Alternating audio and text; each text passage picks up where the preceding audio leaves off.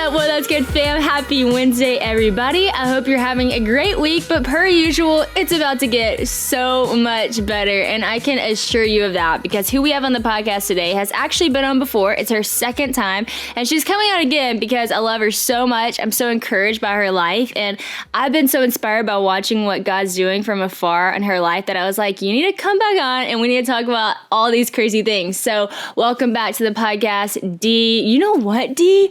I just realized I don't even know your new last name. That's so true. I'm still getting used to it because I feel like I have this new identity. It's like a secret agent life or something. No, for real. I was like, Dee and ... You're married. I am. Wait, what is your new last name? So my new last name is Cekanor. It used to be Kisser, but now it's Cekanor. So. Hey, yeah. That's cool. Mm-hmm. That is actually kind of agent style too, Dee Cekanor. Yeah, I went from like DK to DC to like who knows what. I love that. Well, welcome back to the podcast. Lots changed, obviously, since we talked last. First things first, you are married, so congratulations. Thank you. To you and Kevin. Thank you so much. Let me just say to the people out there, I truly love these two people. I haven't had much time to spend with them, but when they came for LO conference, we got to have brunch, and we loved y'all even more. And it was, I hope you don't mind me sharing this, but y'all were kind of talking about, and y'all talk about this all the time, just being different. And you were talking about how like Southern people respond differently, and sometimes it can be like annoying how people respond and the way people look, which I can't even imagine on that level in some ways. But it was funny because I said, Dee, you know what? I'm just going to be real with you. I don't know if people are looking because y'all are like different. I think people are looking because y'all are like the coolest two people ever. Y'all's style is always swag. Y'all have a walk about y'all. Y'all are so cute. I was like, you might be right. They might be looking for one reason, but they might be staring a little longer because y'all are two of the coolest people ever. So that's just fact. That's funny because that conversation actually, it did. I don't want to say convicted me, but it like kind of like course corrected some things because I think like anyone who is living with a difference, like it can get really easy and you don't really realize how easy it is to just like get upset about things or just kind of dwell on things that maybe you shouldn't be dwelling on, like, oh, why is everyone staring at me? And it can get a little like negative. And I think that conversation that we had was such a reminder of like why it's so important to have good people in your life to speak truth into your situation. Because that's such a great reminder that, you know, people are probably looking at you because you do have the light of Christ in you, and everyone's attracted to the light. And so even if they don't realize what they're looking at, and who cares if you're a little bit different, it just, you leave a bigger impact. It is a cool thing when you flip it and be like, you know what? I am the light of the world. God has called me to be a light. And if people are going to look, then like give them something worth looking at, right? And Absolutely. The only thing that is worth people's awe is the glory of God, right? So glorify God with your life. But you guys live that to the fullest. You and Kevin, it's amazing. But, you know, people love a good how'd you meet story. I do. And this podcast, we love a good how you met. So tell us how you and Kevin met and got to this point of being married. So we met when we were younger. I would say little, but we're still little, so I'll just use the word younger. How many minutes in are we before the first short joke comes out? Hey, you're the queen of short jokes, and you slide it in so effortlessly. If you weren't listening to the first podcast we had, Dee hit me with a short joke the very first ambassador call we were on, and I got so awkward, and I love it so much. It's hilarious. Yeah, it was a defining moment for us, for sure. But anyways, we met when we were younger, and we met through an organization called Little People of America. And basically what that is, it's like a 1-week conference every summer for people with dwarfism to come, and you can play sports, you get to meet your friends, there's dances, there's events, there's like expos, so you can meet doctors, parents get to meet, and basically it's like a week where you get to be around people who look like you. And growing up, like, that is so important for young kids, like, who are navigating a world where they just don't look like everyone else, and they get to all of a sudden just be around people where they don't have to think about their difference. They just are looking at people who look like them. So that's cool. Yeah, we love LPA, but we met in I would say probably 2007. So quite a long time ago, but we weren't friends then. Like we knew of each other. We had seen each other, but we never talked. Like we couldn't remember ever having a conversation.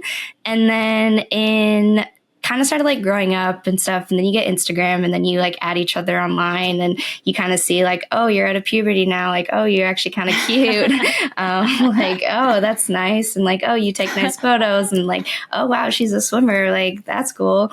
So we're kind of like admiring from afar, but never really did anything. And then in COVID, when I wasn't traveling for swimming, so I didn't really have much to do. I was stuck at home like everyone. And what else do you do? But you just start up conversations with people, I guess. And then Kevin had posted something on his Instagram story that kind of sounded like it was a biblical reference. But at the time, like I had no idea that he was Christian at all or that we had the same faith. And then so I like slid a little reaction, like the little fire emoji, just like showing that I was like, that's kind of cool, but not like committing to any words at all.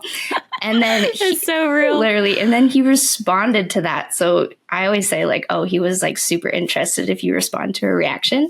And then we just started talking. And then I think I said something like, so I take it you go to church. And he goes, yeah, like Jesus changed my life. Jesus did this, blah, blah, blah. And I was like, oh, that's nice. You're like, yes. Yeah. I was like, check. This is real. That's awesome. Yeah. And so then we just started dating long distance. The borders were closed for about the first 7 months of us dating. And then I went off to Tokyo in the September, I guess, of 2021.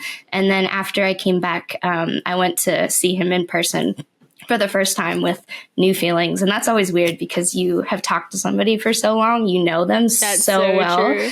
But you like physically have not like been able to touch them or like see them in person. So that was great. And that just really solidified a lot of things. And then flash forward to this past August and got a ring on my finger and we're doing well. That is amazing. I love y'all's story so much. And there's actually like a lot of wisdom you can pull out from how y'all got together, because I think a lot of girls ask the question, do you think it's okay for a girl to pursue a guy? And I always say, like, I think that yes, short answer is yes, but I also think that it is so nice for anyone to feel pursued. I think both people should be pursuing each other. But I think that the guy should, really lead the pursuit of the girl, but I think that the girl should give the guy confidence to pursue. And so I think like sliding up to a story and a little fire emoji, that's giving a guy confidence to pursue, So you're not like in the leadership position of fully pursuing Kevin, but you are saying like, hey, I'm kind of interested in what you got going on over there, and I would like to have a conversation started. And then he kind of was able to come back, take it over, you'll have this conversation. So I think it's like, it's a two-way thing. You both pursue each other, but I do think, the way God designed things, it's a beautiful thing for a man to lead that pursuit. But girls, like, don't just do nothing. Like, give the guy some confidence to pursue. Absolutely. Let him know you're interested. So yeah, I love that. And you mentioned, he's a photographer. You're a swimmer. You are at the time. I think maybe once a swimmer, always a swimmer. You're not necessarily still competing at the level you were. Hello, Olympics. But things have changed. But I remember whenever y'all started dating and you tagged him in the first thing, and I like clicked on his page. And I was like, oh, he's so cool. Oh, my gosh. And I was like telling Christian, I was like, I think I'm going to follow him. And Christian said, no, you are not. You're not following this guy. Because it's like one of those moments where it's like when one of your friends starts dating someone and you follow too soon and then they break up and you're like, oh, dang. Like now you just follow this random person that you're never going to have any other interaction with in life. Yeah. And so he's like, you cannot follow him. So I think I waited till y'all were like engaged or even married, because I was like, okay, now we're in. But he really is so cool, and so are you. Y'all do so many great things together. But you mentioned being in Tokyo in the midst of y'all starting dating. We talked about that last time. Give us an update on just retiring on swimming. I just kind of mentioned once a swimmer, always a swimmer, but what is that transition like, going from something your identity was in such a huge way to now not doing that any longer? One of the things that Christian and I bonded on whenever we started dating was how many things we love to do together. We both love sports. We love playing all sports, and doing that together is so fun. We also love cards and just really any game and any competition we are down for. Another thing that we help each other out by doing is just taking care of our health. He helps me out a lot by this because he is so good at it. And taking care of your health doesn't always have to be so hard. That's what I learned after dating Christian, and that's what we discovered when we started drinking AG1. We love AG1. You guys have heard us talk about it. It's so simple. Every single day, you just put 1 scoop of AG1, like I have right here, into a drink of water. I like cold water. I just think it tastes better. Mix it up. It feels so good and so healthy going down. And honestly, the first day that I took AG1, I noticed a difference in my focus and my energy. And I was like, okay, this stuff is legit. Christian and I don't really like taking a bunch of pills. We don't like making things complicated. That's why for the last few years, we've been drinking AG1 just about every day. It's just 1 scoop mixed in water once a day, every day, and it makes me feel so great, so energized, focused, and just like I did something great for my body. So super simple, and that is why AG1 had like the biggest draw for us, is because it was so simple. It's such a simple way to stay super healthy, and you can do this wherever you are because they have travel packs that you can even travel with that are literally the size that can go in my purse. I have them in my purse. We have them in our backpacks, and just that 1 dose of AG1 each day has so many vitamins, minerals, pre and probiotics, and more. It's a powerful, healthy habit that's also so simple. And if you're looking for an easy way to sustain health, AG1 is the best way to get back into it. Like I said, just the simplicity of it is great, but also how much is actually in just 1 drink. I would never be able to take that many vitamins in a day if it were up to taking pills. That is just not my thing. And so being able to drink something that I actually really enjoy the taste of is so great for me. If there's one product that I would recommend to elevate your health, that's definitely AG1. And that's why we've been partnering with them for so long. We have gotten so many friends hooked on this. Since we talk about it on social media a lot, people will text us and they're like, do you really love this? And we really do. We wouldn't talk about it this much if we didn't appreciate it. Christian and I both recommend it just because it's a small way to make a really big difference. So if you want to take ownership of your health, start with AG1. Try AG1 and get a free 1-year supply of vitamin D3 plus K2 and 5 free AG1 travel packs with your first purchase exclusively at drinkag1.com/whoa. Again, that's drinkag1.com/whoa to check it out today. Yeah, so that's like, I don't know, to say like you retired at 26, like that's such an odd thing to say, but it really was like for 15 years, just everything that I did. And it was very like, I mean, you're at the pool all the time, you're competing around the world, you're representing your country. It's an amazing honor. Lots of setbacks, lots of victories, and everything in between was just incredible. And I think I shared this last time when you asked like what the best piece of advice you've ever received is. I said something that my mom had said to me about not making your identity what you do. So at the time, like I had missed the previous Paralympics and I was super upset about it. And she had said, Danielle, you know, you're not Danielle who, like the swimmer, you are Danielle, who is a child of God who happens to swim. And from that time, I kind of made like a decision with God where I said, okay, God, like, I don't know what's going to happen in my career. I don't know where you're going to take me. I don't even know if I'm going to get faster, but I know that I'm going to do this wholeheartedly until you tell me to stop.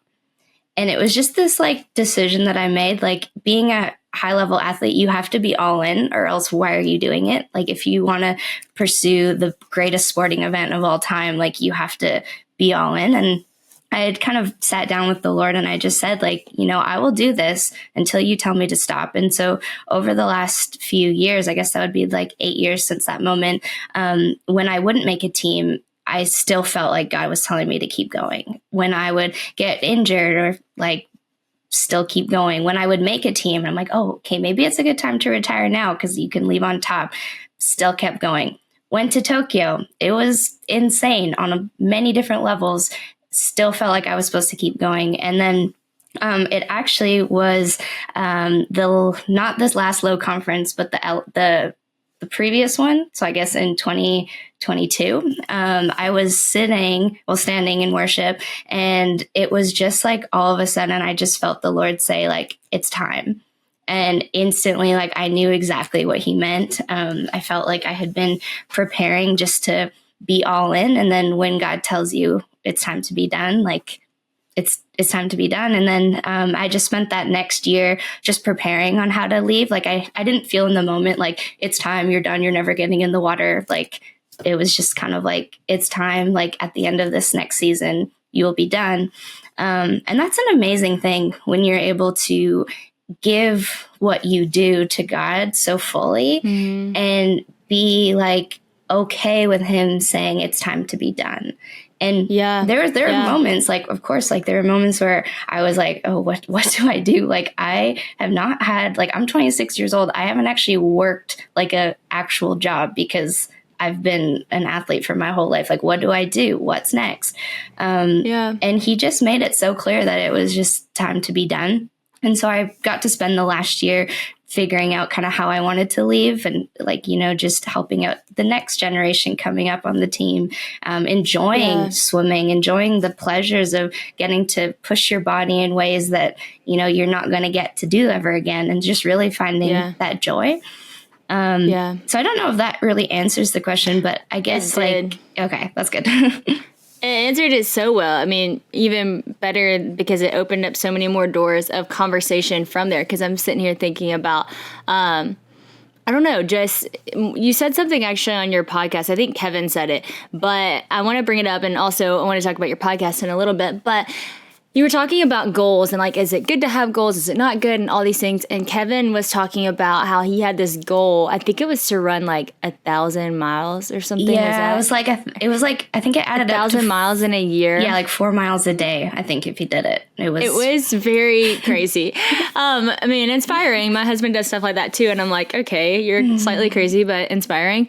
But I was like, what I loved about it was when he was talking about how, you know, he came to a point where he had to realize like, this is not a sustainable goal for me, because it's actually not healthy. Like I thought this was going to be cool, but it's not healthy because now everything has become second to running. And I think that like culture, there's this pressure to not quit something because quitting equals failure a lot of times in our mind. And also, like, I will say, growing up, my mom was very big, and I 100% stand by this and plan to parent my kids like this too. You don't quit. You know, you don't quit on your team. If you want to no longer do a sport, you wait till the end of the season and you cannot pick it up next time, but you don't quit mid-season and stuff like that. However, I think there are exceptions, and it's not necessarily quitting. It's actually wisdom and discernment to say, this is no longer good for my life because this has become an idol. This has become an identity. This has become too big of a priority for me. And I think in that's not failure at all. That's actually maturity, you know? But I think that's actually true, like maturity to know whenever it's time to like be done with something. And so I think one thing that your story teaches me is like, how do you know when to be done with something? And for you, it was really leaning in and letting the Lord speak. And a lot of people don't have context for that in their life. They've never tried to do that or don't really know how to do that. And so can you explain like practically what the conversation with God looked like? Is it just asking him and waiting? Did you just kind of feel the sense of like a continue to ask? Was it just kind of like every now and then? And I know that's kind of a hard question to answer because it's hard to put verbiage behind the Lord speaking to you. But I do think there's so much wisdom in what you just said for people who are like pondering, should I be done with this thing that I put so much time into? And how do I really know, like, how do I like find the confidence to say it's time? Yeah, that's good. I think this is a multi-level answer for this. And I would say it has to start with your identity.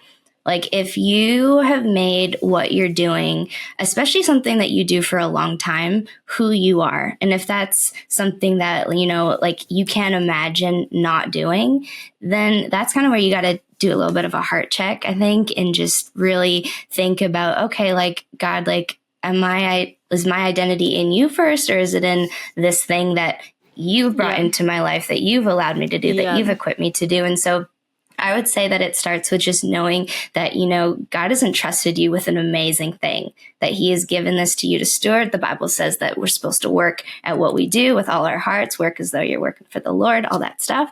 But it is not yours forever. And I think that we forget that, God brings many good things into our lives. There are many, I think Ecclesiastes says there's a time, there's a season for everything, right? Yeah. And there's so many seasons. There's good seasons, there's bad seasons, there's sad seasons, there's, changing seasons, everything. And we forget, I think, that when we're holding something so tightly, that there is actually more good things to come. And there are more seasons to walk into. There are more things to learn. There's always more things that we can be doing. And if we get stuck just doing one thing, we're going to miss out, I think, on a whole lot more that God wants to do in and through us, because we're so much more than just one thing, right? That's so true. Yeah, we have so many talents. And even if you don't think you have talents, I'm sure you have many that you don't even realize. And that then comes into asking God, okay, what do I do? And for some people who've been doing this thing for a long time, it's bringing that really to the Lord and just saying, all right, this was pretty amazing. It hurt sometimes, but it was amazing. Now, God, almost like a challenge, God, how can you top this? Or how can you can you do one better? Because that He just wants to be invited into the journey with you. He wants to, show you, He wants to blow your mind. And I thought going to Tokyo, that was pretty mind blowing. But what I think the seasons now that I'm going to be walking into, now that I have actual free time to do these new things that, I'm passionate about, they're going to be amazing too in their own way. Yeah, so that's so true. And I think not comparing what God did to the last thing, Christine Cane's message at Passion was so good. And it was about that verse, behold, I'm doing a new thing. Yep. And, I think a lot of times in the past, and I've heard that verse and it's normally oh man, something bad happened. He's doing a new thing. I'm walking into that new thing. But basically she was saying the context of that verse was I'm doing a new thing. Don't compare what I'm doing now to what I did back then, because you might think it's less than what I did back then, but it's not less than. It's just different, and it's what's needed for now. And I think, for you're looking at Tokyo, and from a world standpoint, people might say you peaked, but you're going, no, that was just a part of the journey. Tokyo was just a part of the ride. And I look at that for me too. I got to do some really cool things in my life. And I look back at that and shoot, if I peaked at Dancing with the Stars, that would have been at 17 years old. That would have stunk for me. You got a whole lot more life after that. I got so much more life after that. And I think and honestly, I did fear. I remember an insecure thought I had at one point was man, this is such a high life right now. What is next, but man, God really does go from glory to glory. And that doesn't mean that life goes from glory to glory, but He does in the midst of life. And so no matter what you're walking into, that doesn't mean it's going to be as big as the last thing from a world perspective, but it could have just as much significance. And I look at my life now and man, I thought that was a high life. This is so much better. I'm a mom to the two most amazing girls in the world and a wife to Christian, and I have the best family, and I get to do this podcast and all these things I love so much. And it is in no way less than, it is more than, it is incredible, but it is totally different, and both to be appreciated. And so I love that we're talking about this. And I love that you said, don't get so wrapped up in one thing as your identity, because I even had, and this is just something that's kind of been on my heart lately, because a lot of people, I don't know, kind of question sometimes what this podcast is, in the sense of we have all kinds of guests on this podcast, all kinds of different people. And people will be like, oh, I can't believe you had this person on this Christian podcast and all this stuff. And I always think this is not a Christian podcast. I am a Christian and I have a podcast. And so everything I do is going to be to honor and glorify God and to bring people to Him and to know Him. And right now I'm doing that through the avenue of podcasting. But this podcast isn't defined to this, it's a Christian podcast, so only Christian people can be on it. As a Christian, I'm going to be friends with all types of people, and I'm going to hopefully share the love of the Lord and share the light. And I think so many times we do, we try to just put boxes around everything and categorize and this and that. And man, you miss out on fullness when you do that.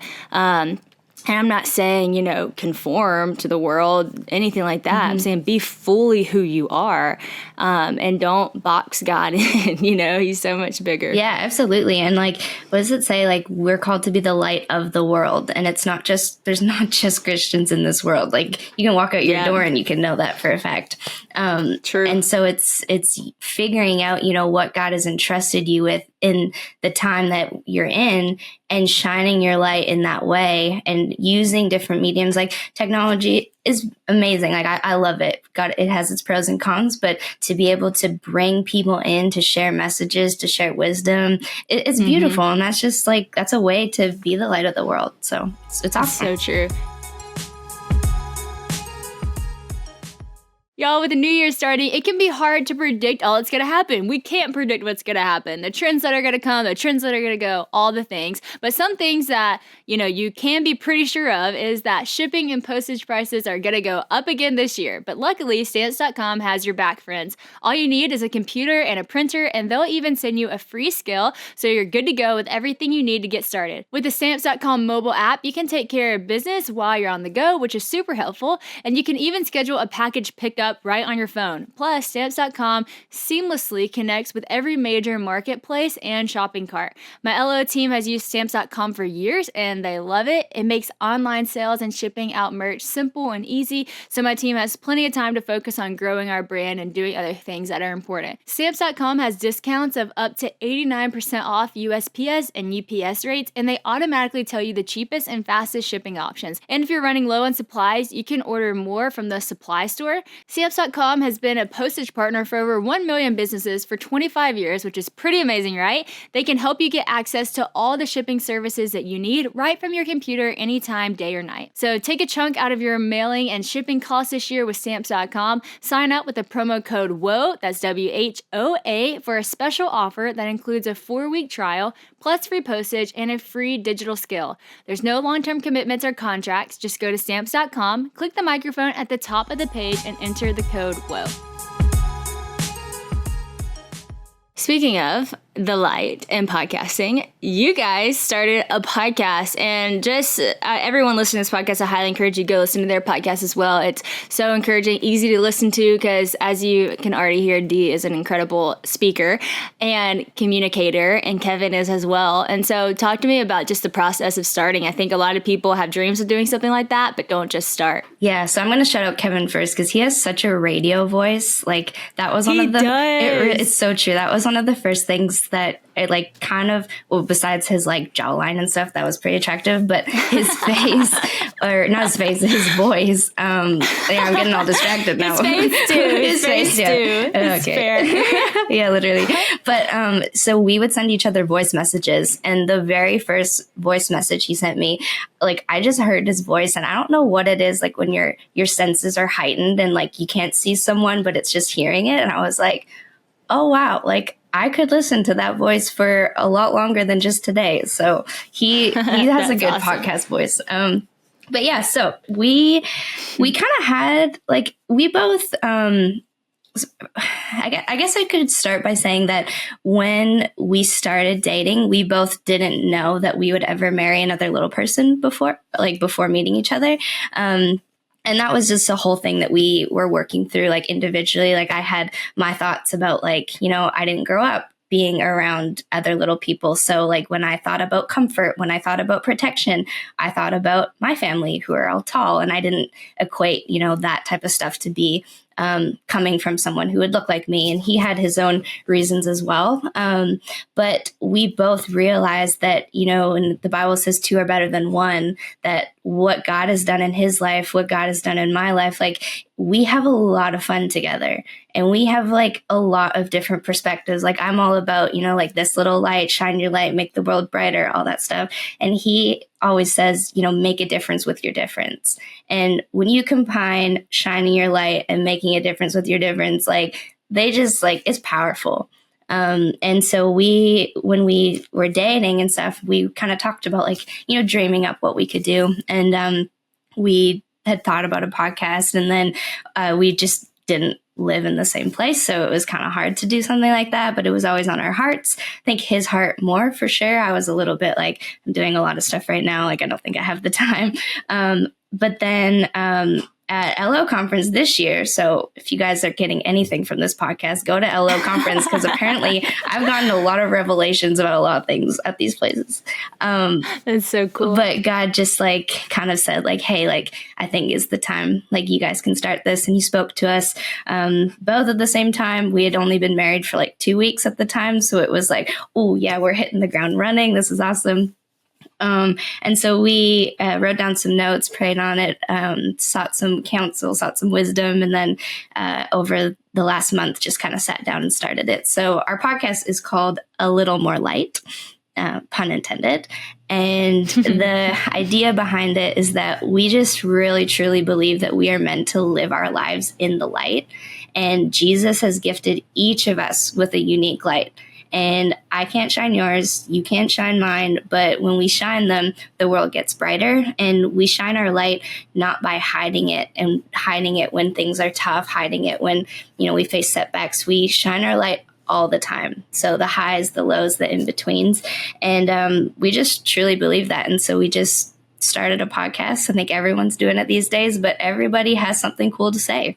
And so it's awesome. Yeah. It's so true. That's what I always tell people when they're like, should I start a podcast? There's so many. Yeah. I'm like, there can never be enough. Like, it's just conversations, and people are going to listen to the conversations that they're interested in listening to. So of course you should, Absolutely. And people want to hear different people's perspectives. Your podcast is not going to be like my podcast. My podcast is not going to be like your podcast, because we're two different people with two different voices. And so all of them are needed and welcomed and beautiful. And you and Kevin bring such a great perspective that not many people have in the world. And I love how you said, like, we truly believe this. And that even goes without saying, because when you see people who truly believe something, they live like it. And you guys live like it. I can't believe I waited to the kind of towards the end to bring this up, because this is kind of the whole reason we got back on to do another podcast. But the story with Shane that recently happened, I want you to go ahead and kind of retell the first part of the story, because a lot of people who are listening now, we have so many new listeners. So tell the story about what happened with this man and kind of full circle years later. Because when you said God wants to blow your mind earlier, this is a prime example of God blowing your mind. Mm-hmm. And I can't wait for the listeners to hear this story. Yeah. All right. Buckle up, everyone. Put your coffee cups down, or stop your cars if you're listening in the car, because it's actually wild. Yeah, one more sip. So I was living in Montreal. This was in 2018. And I was walking home one night by myself, and there was a homeless man who was outside of this McDonald's. And as soon as he saw me, he started yelling at me. He was definitely pumped up on a lot of drugs. He had tattoos all over his face. He was a really scary guy. And he just started yelling. He started swearing at me. He started laughing at me, making fun of me. And I had never experienced something so intense like that. I have experienced photos. I have experienced, people making comments, like rude things. But I had never experienced being verbally, assaulted in the street, was pretty much what it felt like. And I remember I just put my head down and I said, I'm just going to ignore it. People are staring. It's okay. I'm going to walk home. And as I'm walking home, I started crying, and I was like, hey, God, I'm just going to get in my apartment. It's fine. It's fine. It's fine. I get upstairs. I sit on my couch, and I just broke down, because you cannot prepare for somebody to treat you that way. I think that is a hard thing to even nobody deserves that, and nobody can prepare themselves for that. And I was devastated. And I remember looking up at my ceiling, and I started praying. It was more like yelling, but I had said, God, what the heck? You made me this way. You decided for some reason that I was going to look this way. This was not my decision. This was not my choice. You gave me this life, so you have to come down and fix this, because this is not okay. And I just didn't know what to do. I was broken. I was sad. And I thought that maybe the Lord would just give me some peace and I would go to bed that night. But as I was sitting there and my tears stopped, I just felt this little voice, kind of like one of those light bulb God moments that just ding. And I felt like he was telling me to go out there and buy him dinner. And I heard that, and I was like, okay, like, that's funny. Doubt it, but okay. And then I heard it again. And this time I was a little bit more persistent. And he said, go out there and buy him dinner. And when the Lord speaks, it's hard to ignore. Like, you might think, like, okay, like, yeah, he said that, like, I'll get to it. But when he wants you to do something, and when it's right from God, like, it's a hard thing to shake. And I just really couldn't shake it. And so I put my boots back on, went back outside, and I started praying. And I said, okay, Lord, I'm going to go and do this. I don't want to do this. He's scary. Like, did you not just see what happened 30 minutes ago? But if this is you, he's going to be outside the McDonald's. If it's not you, I'll just go home and pretend this didn't happen. But also, if this is you, like, you have to give me the words to say, because I have no idea what to say right now. And so I stopped praying and turned the corner, and he's standing there at the street corner again. And I was like, okay, well, guess I got to do this. And so I walked right up to him, and I remember looking at him, and he's like smiling at me and laughing. And I just stuck out my hand and I said, hey, my name's Danielle. Can I buy you dinner? And his jaw like dropped to the floor. He was just absolutely in shock. And he looked at me and he said, you would do that for me. And I said, yeah, like, I forgive you. I'll buy you anything you want. And he immediately just started apologizing. He was so remorseful. He was saying things like, the drugs that I'm on, like, I am so sorry that I said those things. Like, this is just really tough for me. And I said, I forgive you. Like, let's go eat. And so we went into the McDonald's. He picked out what he wanted. And for 15 minutes we just talked about life. And he told me that he was from the same place that I came from. So I actually looked this up. Montreal and where I live is, for Americans, you guys do miles. So it's 2,952 miles away. And he's from the same place that I was from. And so I thought that was kind of cool. I was like, oh, hey, God, that's neat. So I just got to preach at Passion, and I preached the importance of knowing the Bible. The Bible has changed my life, and it's so important that when you read the story, you share the story so that the story is not forgotten. The Bible has been such a great resource for me so many times in my life, and that is why I love our partners at Cru and their mission to share Jesus and the Word all over the world. Cru has missionaries in nearly every country on earth, and they're seeing so many people give their lives to Jesus. But for many of these new Christians, there's one really big problem they're missing out on, and that is that there's not a Bible in their own language. For many of us, taking in God's Word is easy. You pick it up on your phone. It's on your phone. You have probably 12 Bibles at your house. Your parents have Bibles. Your friends have Bibles. There's Bibles everywhere. But for many Christians around the world and many people around the world, that's not the case. They don't have access to one. But for only $24 a month, you can help Cru provide Bibles for 3 people each and every month. When you sign up to provide 3 Bibles with a monthly gift of $24, as a thank you, Cru will provide meals to 12 hungry individuals through the humanitarian aid ministry. Plus, you'll receive a free copy of Christian and I's new book, How to Put Love First. If you haven't heard of it, it's a 90-day challenge about putting God first in your life. Lots of you have already signed up to partner with Cru, and I just want to say thank you so much for that. You're already just so awesome and doing so many awesome things, but Cru has a lot more work to be done and a lot more of the Word to share with other people, so we need continued help to do that. So simply text GOOD, G-O-O-D, to 71326 to help today. Just imagine how much this monthly gift can change someone's life. So text GOOD to 71326, that's G-O-O-D, to 71326 to help now, or visit give.cru.org/good. Message and data rates may apply, available to U.S. addresses only. And then he told me about his wife. He told me about his kids, that he hadn't seen them in a few years, that he was really trying to get back to things. And so he told me about that. And then I felt this nudge that I should pray for him. And so I asked him if I could pray. And he said, yeah, I knew about God a long time ago. That would be great. So I stuck my hand out on him, this little 4'1" dwarf and this guy with tattoos all over his face. And I just prayed for him. And then when I left, I felt so close to him that I could have for sure given him a hug. It was unreal how the Lord just transformed a situation from somebody yelling at me 30 minutes earlier to now feeling so close to this guy. And his name's Shane, and he's my friend and all this stuff. And It was incredible. Like, it was one of those like memorial stone moments where like they bring, God says, like bring. I think it's in. I think it's in Joshua. I think it is Joshua. Yeah, and they'll look back and see like where I brought you, and it's for the last 5 years. It has been one of those moments for me that I always think about, like when God tells you something. He shows up on the other side. And I think I can look at my swimming career and thank that event that God allowed me to go through. And just knowing that when he tells me something that he's going to come through. So incredible story, incredible moment. And I recently, I guess in October of this year, I moved back home. So got married, retired from swimming, finished school, all these seasons of change is life change. And I was about to give a message at our church, the church that I grew up in.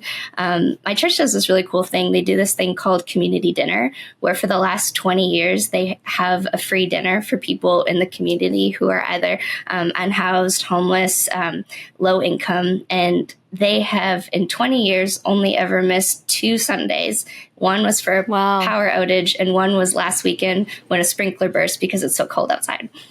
Oh, wow. So it's incredible ministry. And so I was asked to come and give the message that day. So I went to this thing, and I have a heart for the homeless. I think like I have a heart for people who have just had it a little harder than others. And so I was super excited to go. And I remember I got there and I was standing in the back and talking to my parents.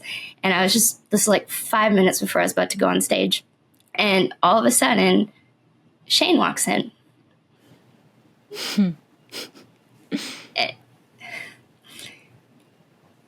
And the first thing that I thought when I saw him was, that's my friend. And it was just this mind-blowing thing. Like I had not seen him for 5 years. And all of a sudden, the first time I'm giving a message at my home church that I grew up in, this guy from 2,952 miles away walks in the door of a church that I've spent my life going to. But I met him in Montreal, and I never thought I would see him again. Like,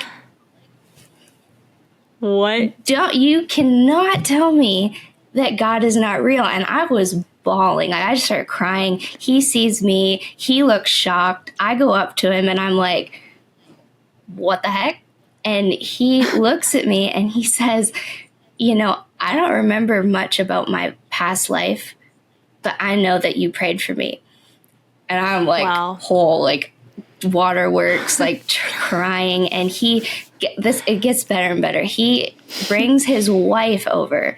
The wife that he had told me about that he hadn't seen. He has reconciled with his wife. He brings his 2 children over that he now has a relationship with, introduces me to his son, and I got to look his son in the eye and I got to say, your dad worked so hard to get back to where you are. Like, I knew him 5 years ago, but your dad's pretty amazing. And he was just he just looked at his dad with so much pride. And then they introduced me to their new little baby, and they call her their redemption and reconciliation baby. So not only is Shane alive, I thought he had died. Like, you just don't know what would happen to somebody who's in a state like that. And he just was there. And it was amazing. It was insane. And then he, I'm so speechless about it because it was just such, like, you cannot tell me God is not real from doing something like that. And I had to go up and give my little preach. And so I had to pull on my years of, swimming and compartmentalizing all your emotions and drying your tears. And I went up there and I gave him a little message and it worked out fine. But it's just insane how it's a story that I never thought that I would ever get to know the end of. But God was so kind to give me a glimpse of how he sees things from beginning to end. Like, I had seen that happen in my life, and I had seen, God restore things, but I have never seen something that profoundly before until Shane just walked through the door. And wow. yeah. It's the most like unbelievable, incredible God story. So Dee sent me a voice memo. I think it was that night, or I don't know if it was around the time, but it was like late at night. I'm laying in bed and I get like a couple voice memos from Dee, and we don't text all the time. So I was like, what is this? I press play and my jaw's like on the floor. I'm like, Christian, are you listening to this? This is the most insane story I've ever heard. And it's incredible. It's a story that you got to share. And I said to Dee, you got to come on the podcast and you got to share that story, because how you just said, you can't tell me God's not real. I mean, I just did this message at Passion, and then I posted this clip on social media, and I was like, I might not be able to convince you that God is real, but you cannot convince me that he's not, because of the evidence of his faithfulness I've seen.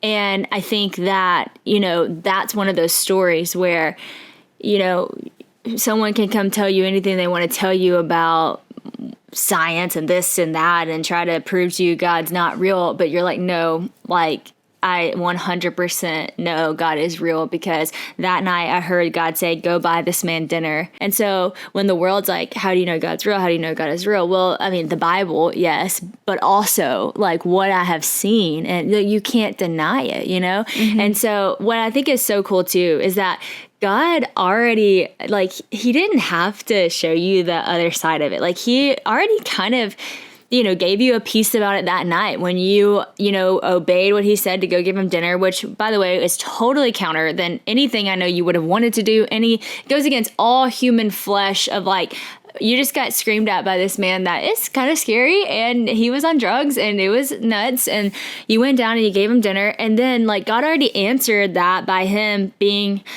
sorry in that moment and be like, I'm really sorry, and acknowledging where he's at, having dinner with him. Like, it already was a good story. It already was like a redemption story in and of itself for you. And then last time you were on this podcast, you even told it like the redemption story it was. And I cried then. I was like, God's so good. This is so amazing. And then God's like, no, you think that was everything? That was just the seed that was planted. Wait till I water this for a little bit. Wait till you see what actually is going to happen, which just makes me think about how like prayer is so powerful. And we always say like, it's like a seed. It's like a seed. But like, this is what it practically looks like. That was a seed of prayer for this person to see what God was going to do. And then 5 years later, because it takes time to harvest, it takes time for the work to be done. Amen. Who knows how much work this guy put in to being where he's at, but Lord knows it was a lot, because he was on drugs, and that's very hard to get off of. He had to go and reconcile with his wife, which so much forgiveness has to be had. His wife had to forgive him for all the things that he had done. So they both chose that. And then that he gets to be the father to his kids. And then he's not only doing all that, but he's also bringing his family to church and leading his family to know the Lord and love the Lord and go to a place where they're going to be fed not only food, but fed the word that you happen to be preaching, of all people, 2,000 miles away from when you met this guy 5 years ago. Literally. I mean, just to kind of like repeat everything you just said, that's insane.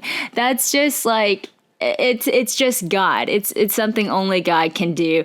And I love what you just said when we went out for a second, but I want you to say it again, like what that kind of helped you see in your own life on like a big scale, because you were kind of going through so many changes whenever Shane walked in the room that night. And what did it kind of tell you about how God works?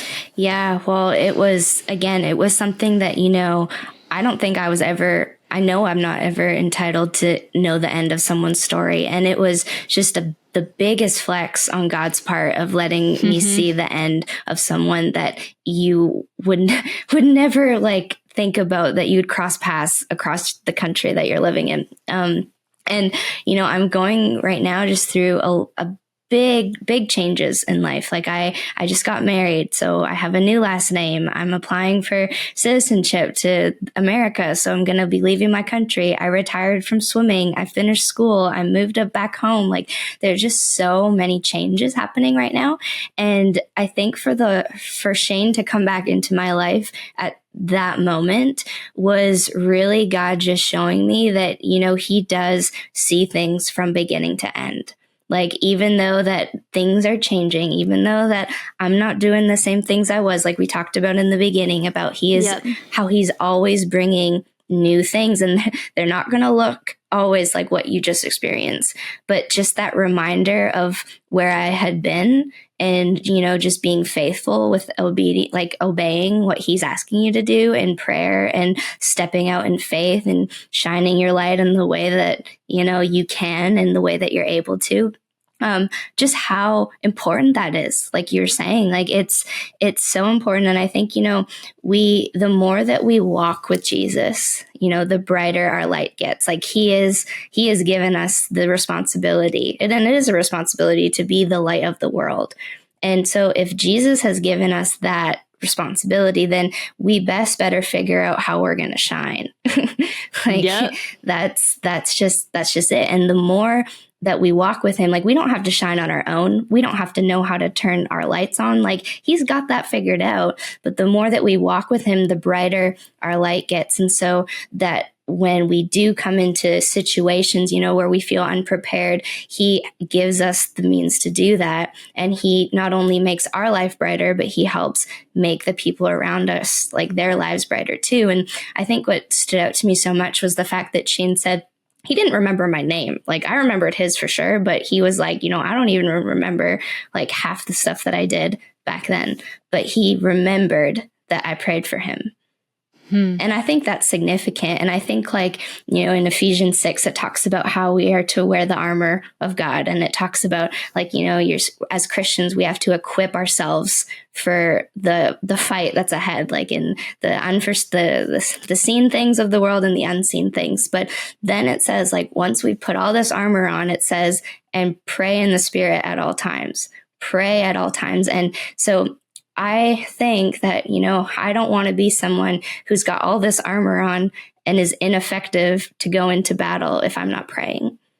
Because prayer is the thing that changes things. Prayer transformed Shane's life, transformed his family's life, and now his kids are better because of like what God did. And prayer is our ultimate weapon. Like you talked Passion, like I listened to your messages, you talked about knowing the word.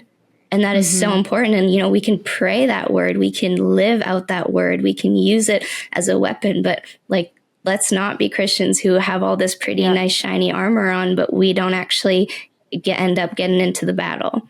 Yeah. Right. Oh, girl, come on.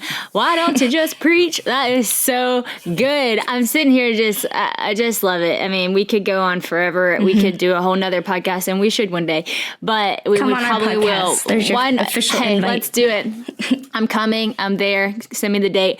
But what I love too is just even that you ask God that day out of a lot of anger, like, God, you have to come down and you have to fix this.